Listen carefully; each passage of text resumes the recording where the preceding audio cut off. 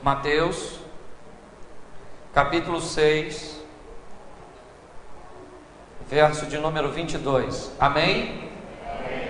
Nos diz assim a palavra do Senhor: a candeia do corpo são os olhos, de sorte que se os teus olhos forem bons, todo o teu corpo terá luz. Se porém os teus olhos forem maus, o teu corpo será tenebroso. Se portanto a luz que em ti há são trevas, quão grandes trevas serão. Feche os seus olhos agora e não a sua Bíblia. Senhor nosso Deus e Pai, em nome de Jesus, eu quero te louvar e te agradecer, pois já ouvimos a tua voz através dos louvores, ó Deus, mas agora queremos te ouvir, Senhor. Fala conosco, usa-me como um canal de bênção nesta noite, ó Pai, para que possamos ouvir a tua voz e tomar um posicionamento no que diz respeito à nossa vida e à nossa comunhão contigo. Muito obrigado, Senhor, em nome de Jesus, amém, glória a Deus, amém? Podeis assentar. Como eu estava dizendo, eu me sinto muito honrado de poder estar com vocês aqui, o pastor ter aberto essa oportunidade para compartilhar com vocês. E eu quero nessa noite ministrar uma palavra que fala de visibilidade, que fala de visão. O texto que nós lemos diz que os olhos têm um grande significado, muito importante. Observe o que diz o texto. O texto diz que os olhos são como uma lâmpada para o corpo. E o texto diz que se os nossos olhos forem bons, o nosso corpo anda na luz. Se os nossos olhos forem maus, o corpo anda em trevas. De que olhos a Bíblia está falando? Ela não está falando da nossa visão física, não. Porque se o seu olho for ruim fisicamente, você coloca um óculos e corrige, uma lente e corrige, você faz uma cirurgia e corrige. É ou não é verdade? Não é dessa visão que a Bíblia está dizendo, está falando. A Bíblia está dizendo de algo espiritual. Ela diz que se os nossos olhos espirituais forem bons, se nós tivermos uma visão nítida, correta, como deve ser, o nosso corpo inteiro, ou seja, nossa vida, nossa trajetória, vai ser uma trajetória de sucesso. Porém, se nós tivermos uma ótica espiritual errada, nosso corpo todo anda em trevas. Então eu quero falar para você de visão, porque visão é algo importantíssimo. Por quê? É ela que atrai a maior parte das nossas atenções, ou da nossa atenção. É ou não é verdade? Os olhos, ele capta, mexeu, você olhou, atraiu a sua atenção. Então nós vamos trabalhar isso. Eu vou te dar apenas 3 exemplos para você observar. Em que lugar nós devemos posicionar nossa atenção? Onde deve estar nossos olhos? Para nós termos um parâmetro um pouco diferente às vezes, ou mudarmos um pouco de atitude. Eu quero que você tenha uma visão um pouco mais profunda de sua história, de sua vida, principalmente dos seus problemas. Por quê? Porque a visão, ela chama nossa atenção. Porque o objetivo do culto qual é? É atrair sua atenção para Deus. Aprenda uma coisa: quem ganhar sua atenção, ganhou você. É ou não é verdade? Quem ganhar, chamar sua atenção. Há um tempo atrás, eu estava em casa, deitado. Minha esposa tinha deitado primeiro e eu fui deitar depois. Quando eu fui deitar, eu já estava me preparando para dormir, minha esposa falou assim: está escutando? Eu falei: não. Ela falou assim: escuta só.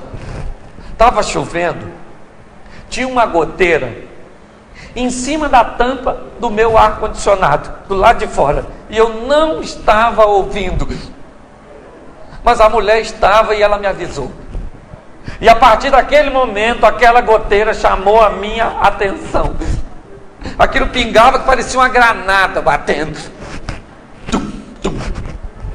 Eu falei, minha filha, por que você me mostrou isso? Isso agora roubou minha atenção. Eu quentinho, saí debaixo da coberta, fui lá fora, joguei um tapete em cima daquilo que eu precisava resolver logo, porque eu queria voltar. Porque quando algo chama a sua atenção, já era. Às vezes você está assistindo uma propaganda que diz assim: compre esse remédio para emagrecer, que você emagrece 10 quilos em uma semana.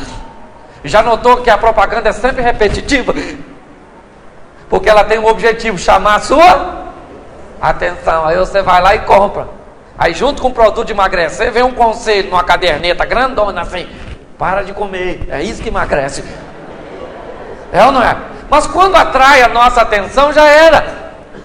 Então por isso, querido, olhe bem, se a nossa atenção vale muito, principalmente para Deus, porque Deus quer a nossa atenção, é ou não é verdade? Qual é a função do culto? A função do culto é tirar as pessoas de uma fila invisível da morte, onde ninguém sabe o número de sua senha, e botar essas pessoas no reino de Deus. Só que tem alguém também querendo a sua atenção.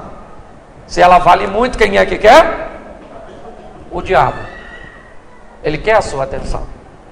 Ele quer. E o diabo tem algo muito interessante para chamar a nossa atenção. Sabe o que? Uma coisinha chamada problema, que alguns irmãos teimam em chamar de problema. E quem fala problema tem dois problemas, é ou não é verdade? Mas observe bem, o problema, ele aparece, é ou não é? E quem de nós não temos problema? Todos nós temos. Você acha que o pastor não tem problema? Você acha que eu não tenho problema? Todo mundo tem, meu filho. Problema é uma coisa que para crente é com fartura, não tem miséria. É ou não é verdade? Todo dia aparece um probleminha. Só que a função do seu problema, a função do problema que aparece é uma só: roubar a nossa atenção. É ou não é? Quando você tem um problema, o que você pensa? No problema, é o meu problema, o meu problema, é o meu problema. Vem aconselhar com a gente: ó, o meu problema, pastor, eu estou sofrendo tanto. Aí a gente fala: não é só você não, todo mundo tem. Então eu vou compartilhar com vocês 3 passagens bíblicas. Não repare, não, porque a minha maneira de transmitir é meio assim, diferente. Mas não se escandalize, não. Eu quero compartilhar com você 3 passagens, para que você entenda o poder da visão, para que você entenda que às vezes você vai precisar mudar a sua ótica, para você alcançar o que você deseja. Abra a sua Bíblia, segundo livro dos Reis, capítulo 6, verso de número 15. Amém? Não diz assim a palavra do Senhor: e o moço do homem de Deus se levantou muito cedo e saiu, e eis que um exército tinha cercado a cidade com carros e cavalos. Então o seu moço disse: ai, meu senhor, o que? Preste atenção em mim aqui agora, preste atenção. Eu não sei se você conhece esse texto, mas ele narra um período que Israel estava atravessando uma dificuldade muito grande, pois o exército da Síria fazia manobras militares para surpreender Israel numa emboscada, e todas as tentativas das manobras dos sírios eram frustradas, porque Deus revelava ao homem de Deus. Só que o comandante, ou seja, o rei da Síria, ele estava confuso, achando que alguém estava levando informações militares. Havia um traidor. Ele faz então uma reunião com seus comandantes e expõe a sua preocupação. Ele diz: olha, nós temos um espião aqui, tem alguém levando informações para Israel, não é possível, nós não conseguimos surpreendê-lo. E aí um dos homens, um dos comandantes, disse o seguinte ao rei da Síria: não tem espião nenhum não, meu senhor. O que tem é um homem de Deus no meio daquele povo, e tudo aquilo que o senhor planeja fazer lá no seu quarto escondidinho, Deus conta para ele. Ou em outras palavras, ele estava dizendo: o dedo duro é ele lá, não somos nós. O rei falou assim: então eu quero este homem preso. Quem é este homem? Ele disse: o nome dele é Eliseu, ele está lá em Dotã. Ele disse: então esta noite eu quero que uma tropa vá para lá, vamos cercar este lugarejo, em particular a casa deste homem, e amanhã de manhã eu quero este homem capturado. E é isso que nós lemos aqui. O exército foi para lá à noite, nem invadiu a noite, que é para não correr o risco de Eliseu escapar. Esperou amanhecer, fechou o cerco, em particular a casa de Eliseu. Quando amanheceu, o garoto que trabalhava com Eliseu, o moço, como nós lemos, ele abriu a porta, levantou muito cedo e abriu a porta, gente. Quando ele abriu a porta, o que ele viu? Um exército de carro e cavalo de... Olha bem, olha a frase que o garoto falou. Você leu? O que o garoto falou? Ai, meu Senhor, o que? Olha que frase de derrotado. Olha a frase de desânimo.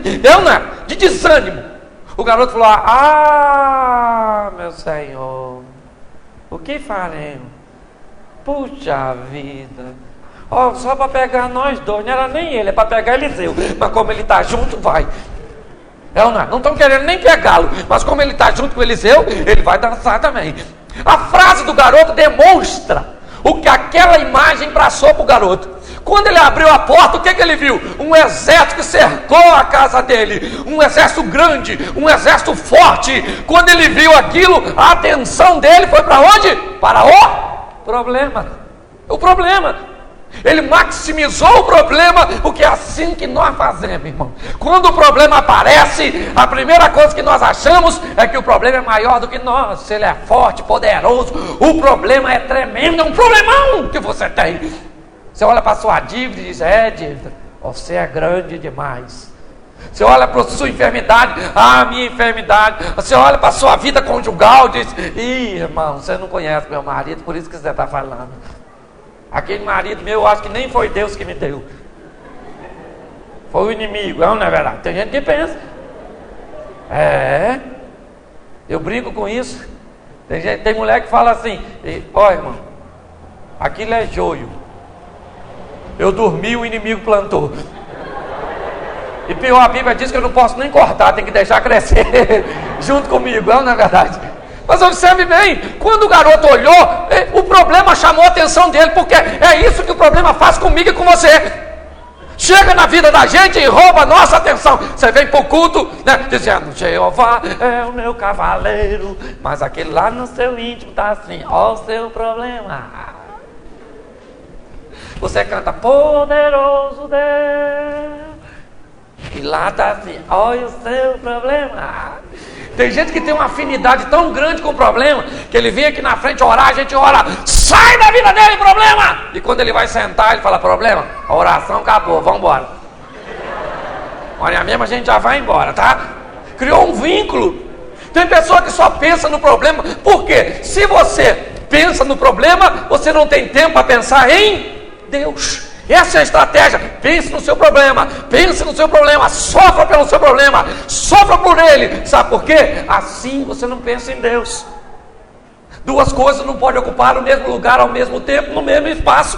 Se você está pensando no problema, você não pensa em Deus. Por isso que tem tanta gente que não alcança vitória. Não é porque Deus não dá vitória, é porque as pessoas ficam olhando para o problema com medo danado. Foi isso que o garoto falou. E quando ele olhou para o problema, o que ele teve medo? Ele disse: o que faremos? Igualzinho os outros fazem. O que eu vou fazer? Há um tempo atrás, eu estava na minha casa. Minha esposa falou comigo assim: filho, eu tenho uma notícia ruim para te dar. Falei: o que foi? Ela falou: o gás acabou. Gente, o gás só acaba à noite, na metade da comida, no dia que a gente tem mais fome e no dia que nós não temos dinheiro. Isso aí. Quando ela me deu aquela notícia, aquilo foi um impacto profundo. Meu estômago tocava a quinta de Beethoven. E ela falou assim: filho, presta atenção, pega e liga que o motoqueiro entrega rapidinho. E eu pensei: falas como uma louca.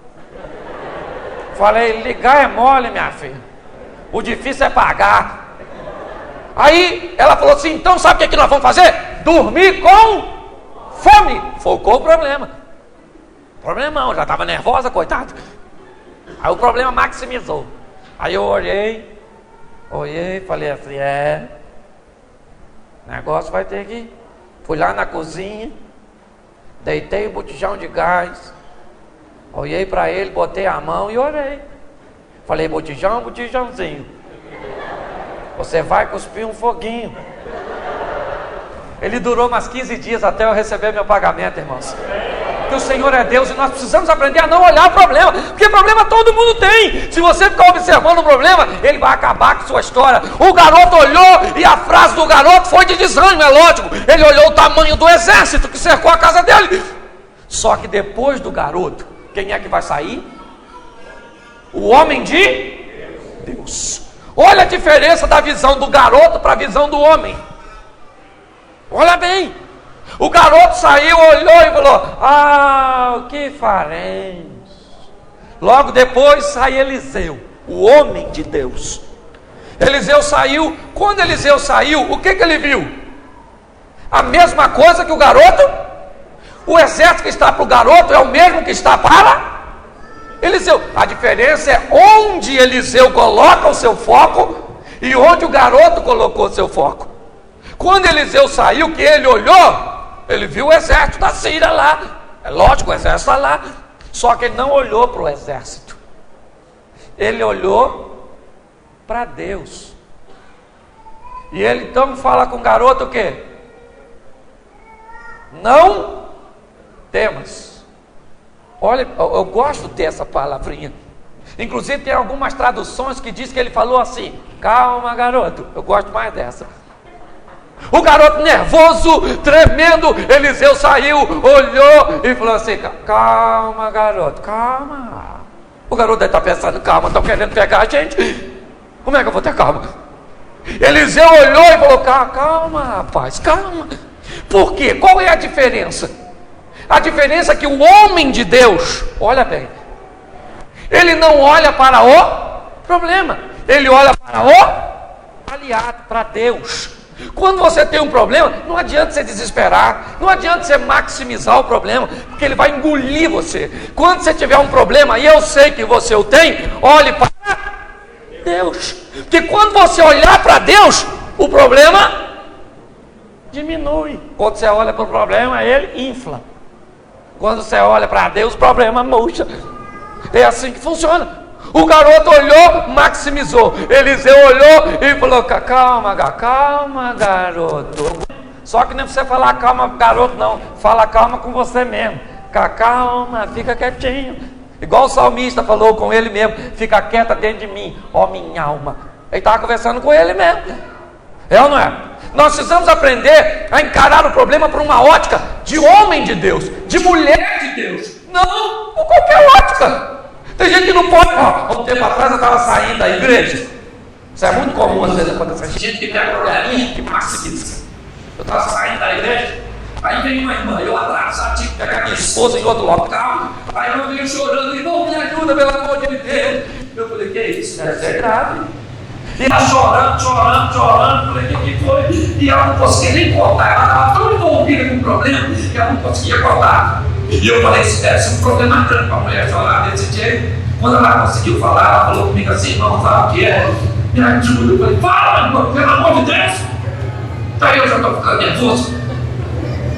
Aqui, olha só, eu plantei os pezinhos de alface lá em casa. Eu falei: não, alface não pode ser sério. Eu estou com a pressa danada, só se o alface está envenenado, envenenou alguém. E ela chorando, você vê como é que tem gente que maximiza. E aí então eu falei: o que foi? Olha, irmão, eu plantei os pés de alface e a minha vizinha tem uma galinha. Uma galinha dela voa, minha casa é murada, tem uns fios de aranha assim, uma galinha voa alto pra caramba. E quando levou de manhã, ela se escurou, eu não sei mais o que eu faço, irmão, me ajuda, tudo mais. E eu pensando: a mulher está perdendo a batalha com uma penosa. Eu falei: não pode. Irmã do cego de oração. Canelinha de fogo, irmã, pra caramba. Perdendo a batalha com uma galinha. E ela chorando que a galinha voa. Eu não sei mais o que eu faço, a minha vontade é que ela faz uma cancha. Mata a galinha e depois paga para o vizinho. Mas pelo amor de Deus, deixa eu ir embora que eu preciso pegar a minha mulher. E a irmã chorando. E aí a gente pensa, né, tem que pensar para lá, né? Aí eu falei, irmã, tinha um problemão. Essa galinha voadora, né? A Deus da vitória, Deus é poderoso para matar uma galinha. Ele não ouviu umas coisas dessas. Tem gente que é assim, perde emprego, maximiza, acontece uma coisa, você perde tudo. Ele não pode perder nada, porque ele logo se desespera. É a visão de menino. Aí eu falei para a irmã assim, irmã, fecha os olhos aí. Eu falei com você, eu segura essa, que dessa eu nunca fiz. Eu falei, Senhor, toma aquela galinha na tua mão. E botaram lá, bota uma gripe do frango, bota um globo, mata aquele feliz que eu quero ir embora. Mas eu orei, o Senhor dá vitória para tua filha. Em nome de Jesus, que aquela galinha não é nada. E amém, a irmã chocando, amém, irmão, amém. Deus vai dar vitória, né? Eu pensei, se ele não matar a galinha, matou eu, mas eu resto desse problema. Olha que problema difícil. Porque tem gente que não pode. Qualquer probleminha, acha que é um problemão. Eliseu não, ele chegou, olhou e falou, calma, garoto, calma. E olha o restante da frase de Eliseu. É assim, ó. Maior ou mais numerosos são os que estão do que os que estão. Imagina o garoto olhando e falando assim, quem é que está com a gente? Eu estou vendo ninguém aqui. Olha bem. O garoto deve estar pensando, está com mais medo que eu. Já está vendo coisa. Aí Eliseu orou e falou, Senhor, abre os olhos desse garoto. Esse garoto veio. Aí os olhos do garoto abriram. Quando o garoto olhou, o que tinha lá? Um exército de carro e cavalo de... O que o garoto deve ter feito agora com o exército da Síria? Quer vir, vem? Vem agora eu quero ver o serviço. Vem aqui. Atrás dele estava o exército. Carro e cavalo de fogo. A diferença é essa. Quando você tem uma visão de que Deus é por você, você também tem uma visão que ninguém pode te vencer. Não adianta cercar sua casa, não adianta ser numeroso, não adianta ser o fortão, o valentão, o maioral, porque Deus é maior do que qualquer coisa, queridos. Amém? Nós precisamos aprender isso. Não tenha medo. Aprenda a ter uma visão nítida e real. Aprenda a olhar para o Senhor e não para o problema. Amém? Deixa eu te dar outro texto aqui, só para me ilustrar isso. Vai para 1 Samuel, capítulo 17, versículo de número 24.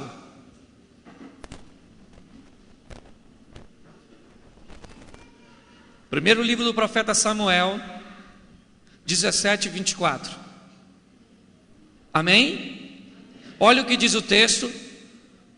Porém todos os homens de Israel, vendo aquele homem, faziam o quê? Fugiam de diante dele e temiam, e diziam uns aos outros, ou diziam aos homens de Israel, o que eles diziam? Vistes aquele homem que subiu para afrontar presta atenção em mim aqui agora, que vocês conhecem essa história, e eu peguei já uma história bem conhecida. Essa história conta a história de quem? De Davi e quem era o problema nessa ocasião? Golias. E era um problema de aproximadamente 3 metros de altura. Problemão, matador profissional. Se fosse do Rio de Janeiro, seria chamado de chefe de grupo de extermínio. Aquele homem grandão, aquele mãozão, aquele cabeção, vinha ele com aquela...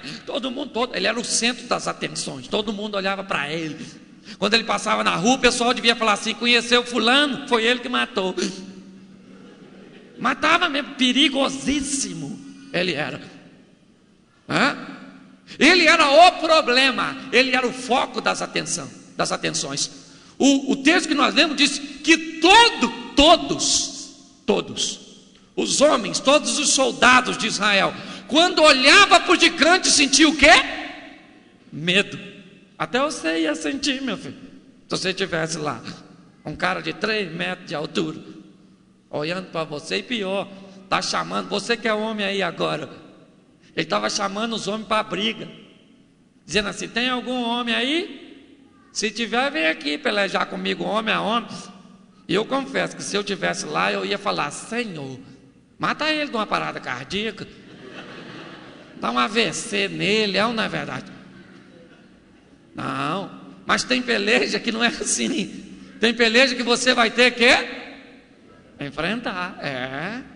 Olhe bem, o gigantão está lá durante 40 dias. O gigante saía e falava assim: tem algum homem aí? Todo mundo ficava quietinho, igual vocês estão agora. O pessoal fingia nem ouvir o que ele falou. E o gigante falava: tem algum homem aí? No 40º dia, chega no Vale de Socó, Davi, levando um queijinho, puxando um jumentinho com leitinho e uns pãozinhos. E a ele, puxando. Chegou no Vale de Socó, perguntou para os irmãos assim: como é que está a batalha aí? Os irmãos falaram: está tudo certinho. Nesse exato momento, sai o gigante do meio do arraial dos filisteus, foi para frente e disse assim: tem algum homem aí? Se tiver, vem pelejar comigo aqui. Todo mundo ficou quietinho, menos Davi. Davi falou: hã? O irmão dele mais velho falou: cala a boca. Cala a boca que você arruma uma briga com esse gigante. Quem tem que brigar com ele sou eu, que sou o mais velho. Você vai me botar numa furada, Davi. Vai apacentar as ovelhas do papai, seu pretencioso.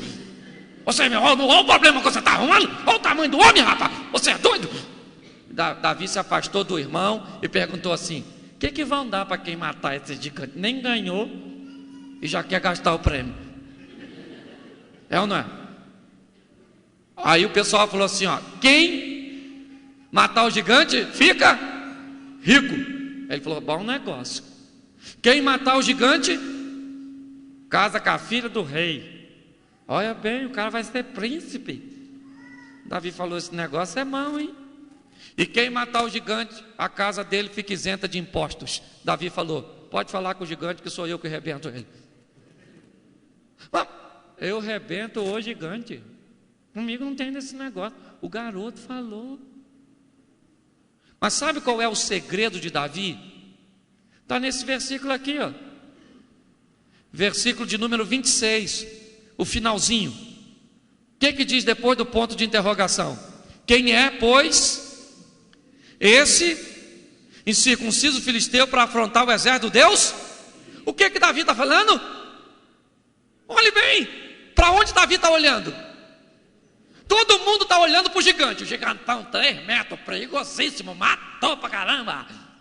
Então quando eles olham para o gigante, eles têm... Davi não está olhando para o gigante, tá? Davi está olhando para onde? Mais do que para Deus. Ele está olhando para onde? Para a circuncisão. Ele diz: quem é este incircunciso? O que Davi está falando? A circuncisão para um homem de Israel representava o quê? Aliança, separação. É ou não é verdade? O que Davi está falando? Esse cara é grande, mas eu sou circuncidado. Ele é grande, mas não é 2. Eu sou pequeno, mas Deus é comigo e eu rebento ele mesmo. Olha que coisa fantástica. Ele sabia que fisicamente ele era inferior ao seu oponente, mas ele sabia que com Deus ele poderia enfrentar qualquer coisa. Um garoto dando uma lição nos soldados. O que para ter visão de Deus não precisa ser maduro, não, né? Cronologicamente, não. Eu conheço muita gente que tem 20, 30 anos na fé e tem menos maturidade do que outros que entraram outro dia desse. Não.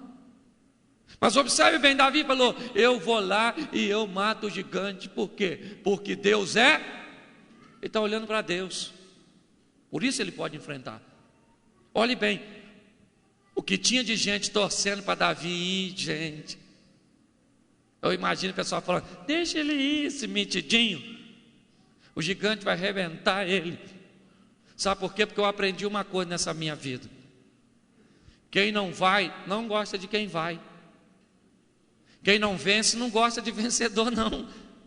É ou não é verdade? As pessoas ficam torcendo para você não vencer.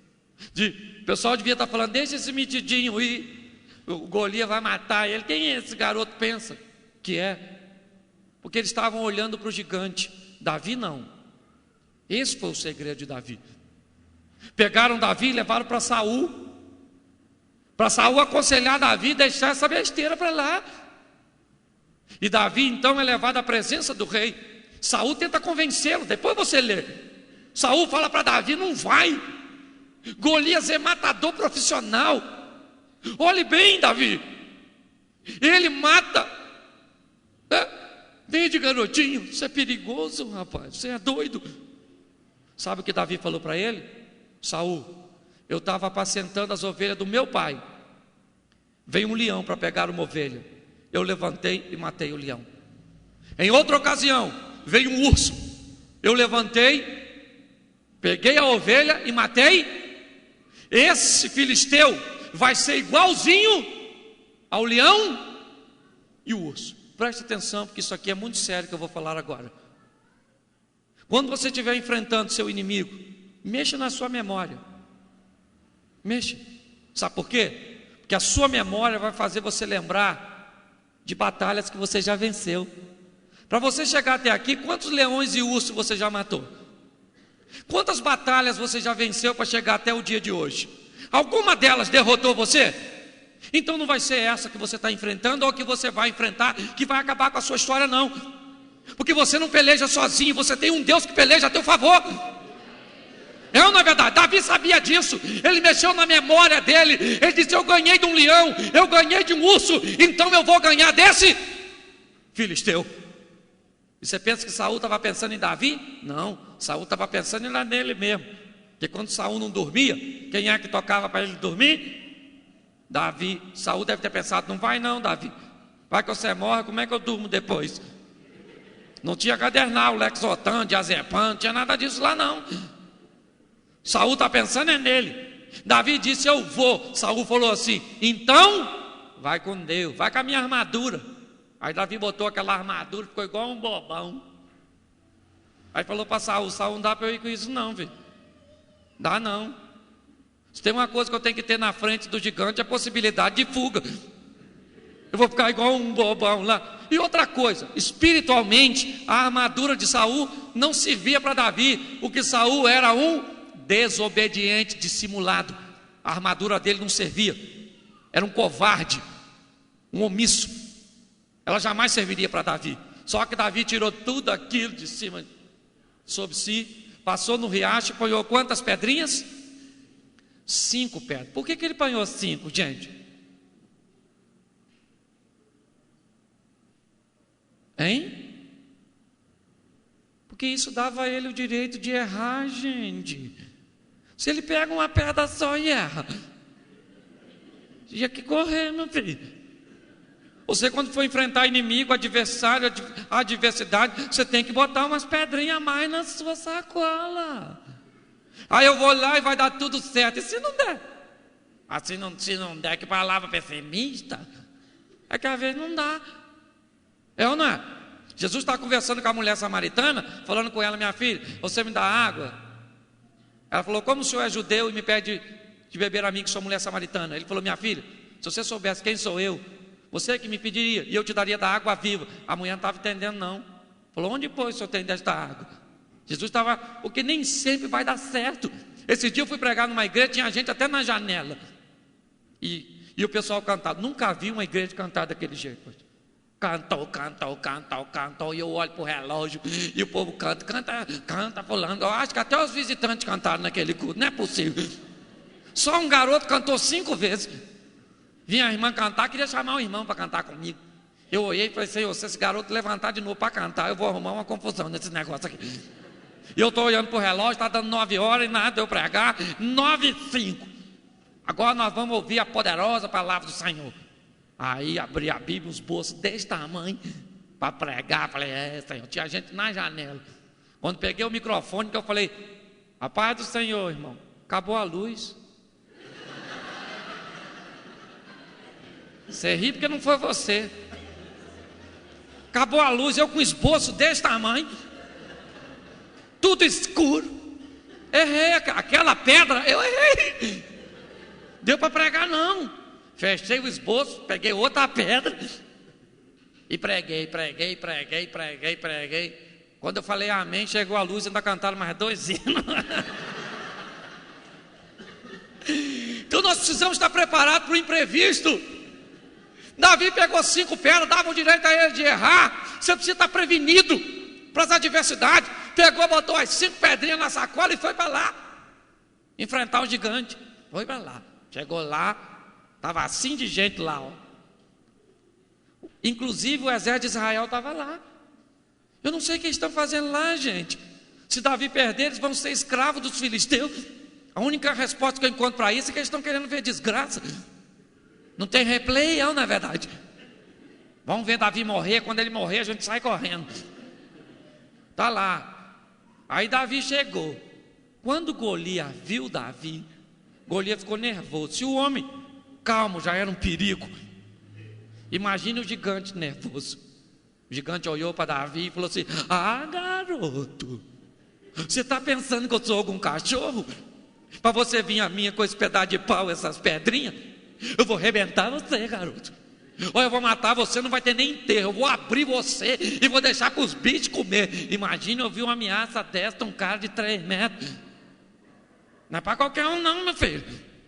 Quando o gigante terminou de falar, Davi pegou a palavra. Isso era garoto valente. Pegou a palavra e falou assim: olha bem, ô Golias, meu filho, quem vai te matar sou eu. Morinha mesmo, você vai ser o finado Golias. Davi disse: você vem a mim com espada, escudo, lança e outras indumentárias más. Porém eu vou contra você, em nome do Senhor dos Exércitos. E o Senhor dos Exércitos, a quem eu sirvo, vai botar você na minha mão.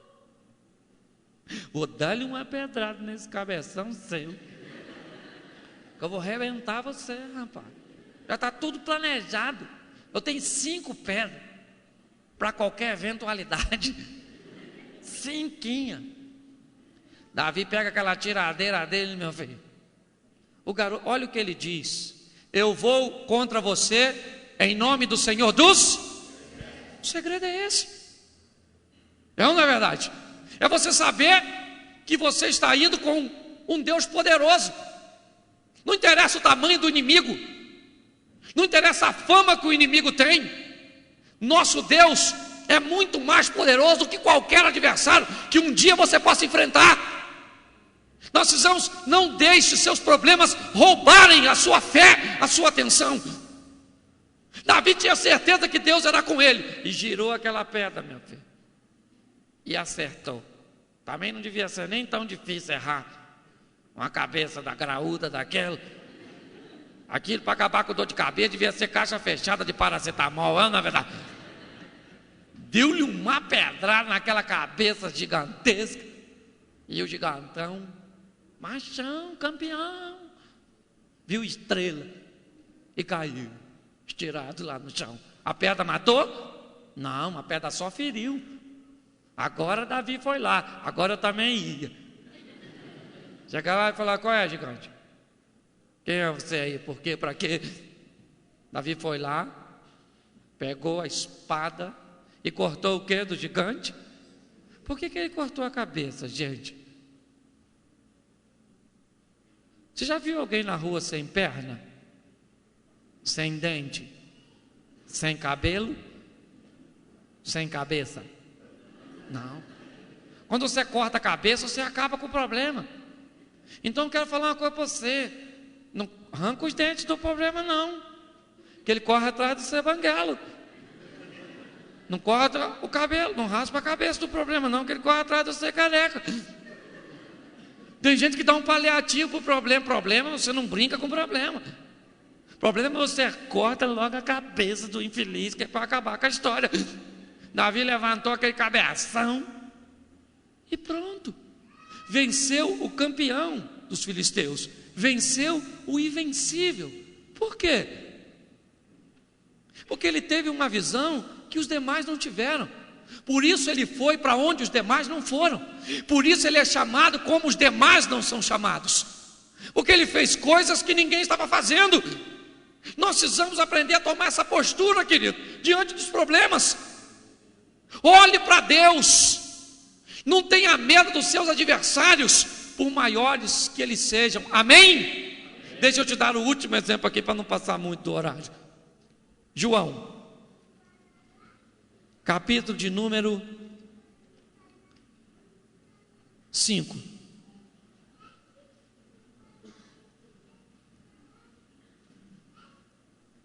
João capítulo 5, versículo 1, amém?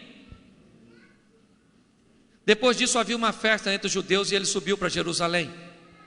Ora, há em Jerusalém, próximo à porta das ovelhas, um tanque chamado em hebreu de Betesda, o qual tem 5 alpendres. Nele jazia grande multidão de enfermos, cego, manco, ressecado, esperando o movimento das águas. Porquanto, em certo tempo, um anjo descia e agitava a água, e todo aquele que primeiro descia, depois que a água era agitada, sarava de qualquer enfermidade que tivesse. Havia ali um homem que há 38 anos se achava enfermo. Jesus, vendo e sabendo que estava assim há tanto tempo, perguntou: queres ficar são? E ele disse: Senhor, ninguém me leva lá. Quando eu chego lá, já chegou outro primeiro que eu. Jesus falou: levanta, meu filho, toma a tua cama, bota nas costas e vai para a tua casa. Amém? Presta atenção em mim aqui agora. Quem era o centro das atenções nessa passagem? Quem era o centro das atenções nessa passagem? Todo mundo ficava olhando para onde nessa passagem? Para o tanque de Betesda. Olha o tanque. Olha o tanque. Todo mundo ficava assim no tanque. Olha o tanque. O tanque de Betesda era mais ou menos como o SUS de hoje, Sistema Único de Saúde. Uma fila muito grande de enfermos e um curado por vez. E olhe lá, aquele montão de doente em torno do tanque e todo mundo olhando para o tanque. Tinha uma tradição, ninguém sabe se é verdade, que um anjo mexia a água, chacoalhava a água assim. E aí quando alguém falava chacoalhou, pulava todo mundo. E ficavam um olhando para o outro. Quem foi? Alguém deve ter ficado curado, mesmo que fosse uma doença psicossomática, ou não, para alimentar a fé dos outros. Olhe bem, todo mundo olhando para o tanque, inclusive o paralítico, coitadinho. Você pensa que não tinha ninguém pior que o paralítico? Tinha. Quem era? O cego. Porque o paralítico podia ver quando a água era agitada. E o ceguinho, se ele quisesse alguma coisa no tanque de Betesda, tinha que ficar de molho. Aí sabe como é que é? Um abismo chama outro abismo, vai que o camarada fica curado, né? E acaba pegando uma pneumonia. Pensa direitinho, é um negócio. Todo mundo, porque eu sempre falo isso, perdoa o exemplo que eu vou dar, mas olha bem, não se vitimize, porque não adianta nada. Tem gente que gosta de fazer de vítima quando tem problema. Irmão, meu problema, ninguém sofre mais que eu sofro. Escandaliza com o exemplo que eu vou dar não, que ele vai ficar na sua memória para sempre. É meio grosseiro, mas é a história da escova de dente conversando com o papel higiênico. A escova de dente estava cabisbaixa, assim, problemática. Aí falou assim: papel. Às vezes eu penso que o meu emprego, papel, é o pior emprego do mundo. E o papel higiênico olhou para ela, falou para ela: você é que pensa, escova, eu tô mais lascado que você. Adianta, tem gente sofrendo, tem gente aí rindo do seu lado que sofre mais que você. Tem, não adianta se vitimizar, adianta, resolve. Se resolve, se vitimiza, chore, pronto, não coma, dá síndrome do pânico, estresse, vai embora, vai por esse fim, você morre e vai para a glória.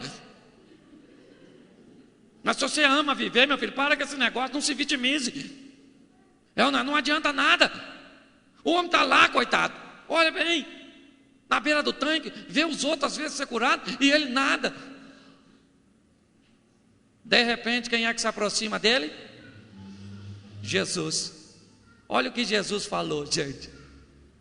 Olhou para o paralítico, 38 anos, o cara ali, doente, olhando para o tanque, vendo os outros chegar e nada dele. Olha a reclamação dele: ninguém me leva lá, quando eu chego lá, chega outro primeiro que eu. Ele está reclamando assim: eu sou literalmente o Rubens Barrichello do tanque de Betesda. Até que agora na Brown a coisa está melhorando, não? Mas só chega no finalzinho quando não quebra, não é verdade? Ele disse: ninguém me leva lá, moço. Quando eu chego lá, Jesus perguntou: você está afim de ficar curado? É isso. Ele falou: ninguém. Olha, ele está se lamentando, ele está tão envolvido com o problema faz parte dele, que ele só sabe falar daquilo. Ele falou: ninguém me leva lá. Quando eu chego lá, gente, a cura está do lado dele e ele não consegue enxergar, não consegue ver. Querido, quero dizer uma coisa para você: você não vai ganhar, não. Você já ganhou, porque a nossa vitória foi alcançada naquela cruz do Calvário. Ali o Senhor nos deu, a vitória já é. Nós só temos que tomar com nossas atitudes, e uma delas é a nossa visão. É ou não é? E ele está se queixando: ninguém me leva lá. Quando eu chego lá, chegou outro primeiro que eu. Aí Jesus falou: levanta, meu filho, pega a tua cama, bota nas costas e vai embora agora. Aí ele levantou, pegou a caminha nas costas e vai embora feliz. Eu imagino a felicidade daquele homem. Ele deve ter falado para a cama: minha filha, reciprocidade. Você me carregou tanto tempo, está na hora de eu retribuir. Pega ele aquela caminha e bota para vai embora feliz da vida. Só que dia da semana era? Sábado. Aí uns judeuzinhos legalistas, que só sabiam enxergar de uma forma muito obscura a fé, olharam e viram o ex-paralítico com a cama nas costas.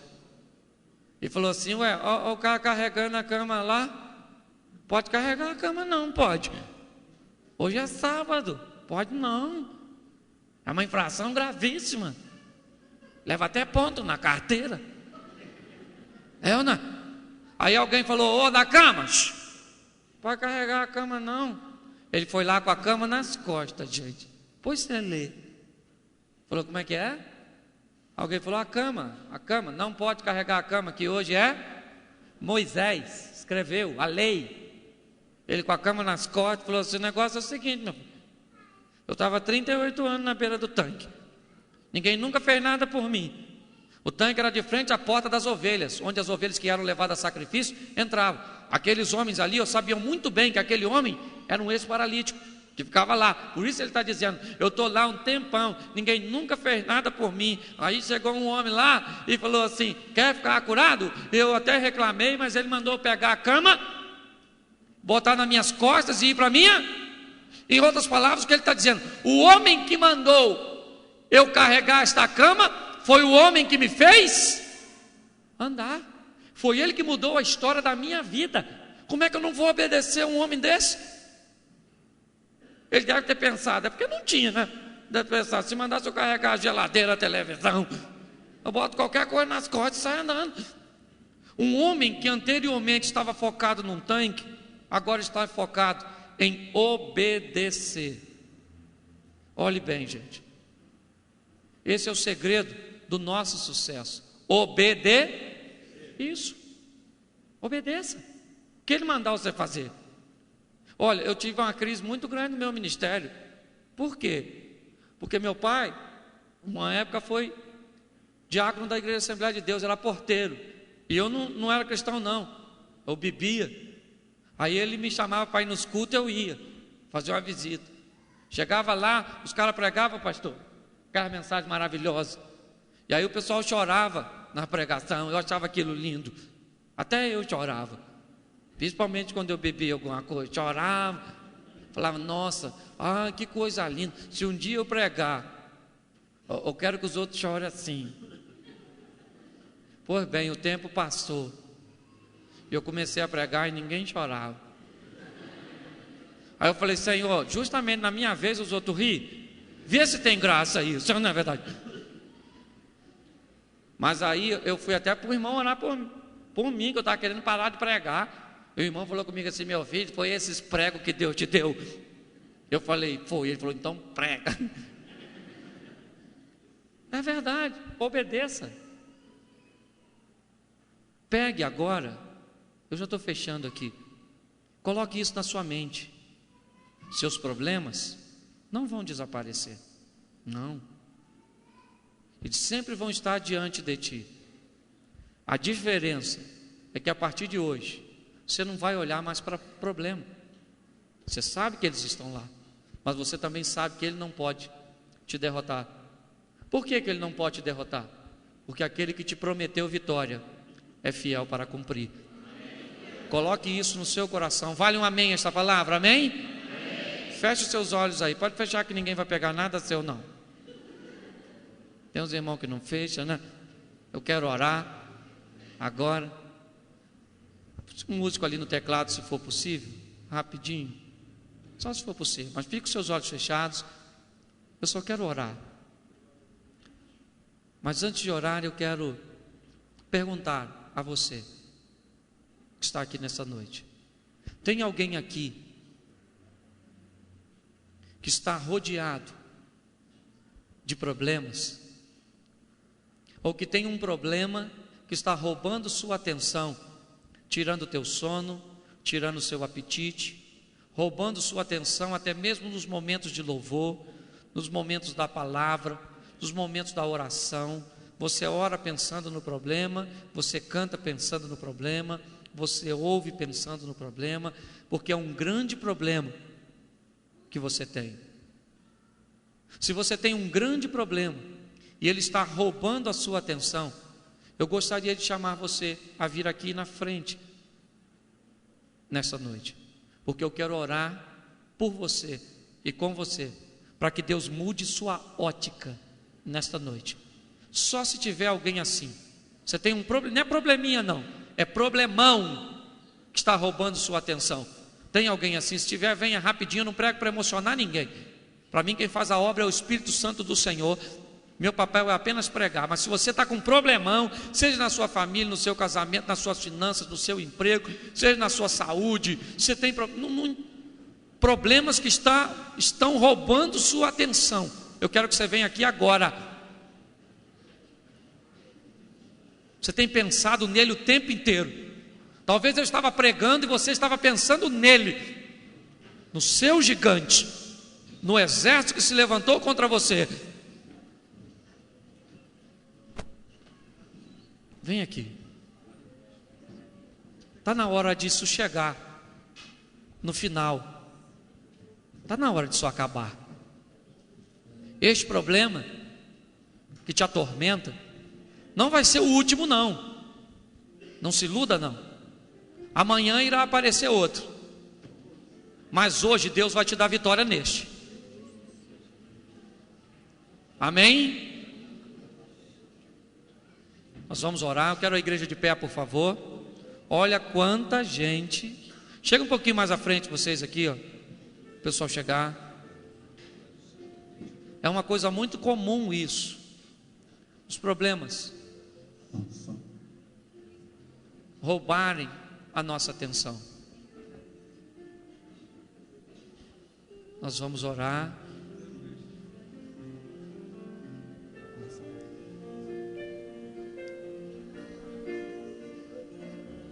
O Senhor está neste lugar.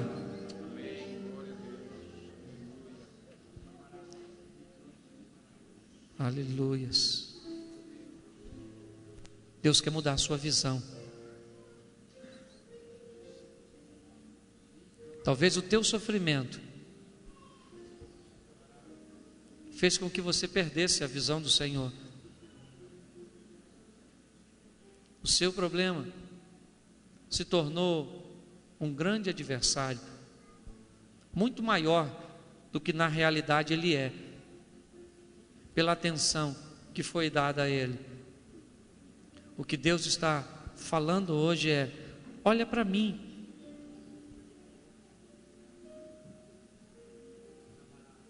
Foquem as minhas palavras, os meus ensinamentos. Ele é mais forte que a incredulidade do seu marido.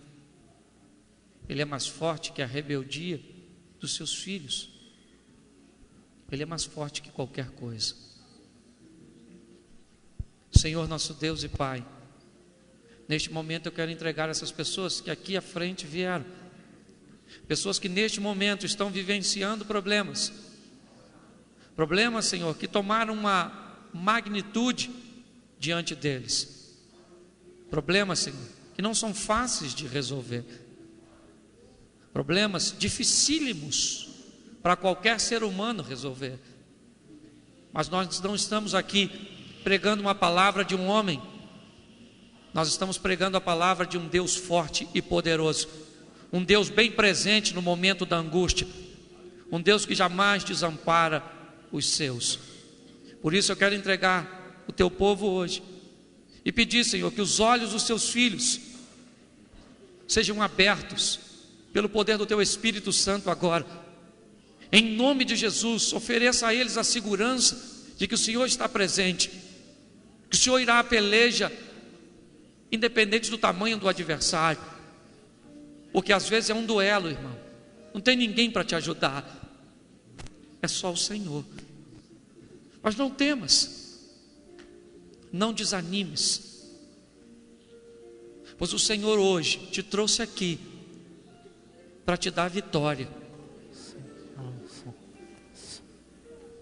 Eu não vim de longe para emocionar você. Eu vim aqui para falar o que Deus mandou. E Deus manda eu te dizer agora: você já venceu. Basta que você veja a sua vitória. Antes de encarar o gigante, Davi sabia que era um vencedor.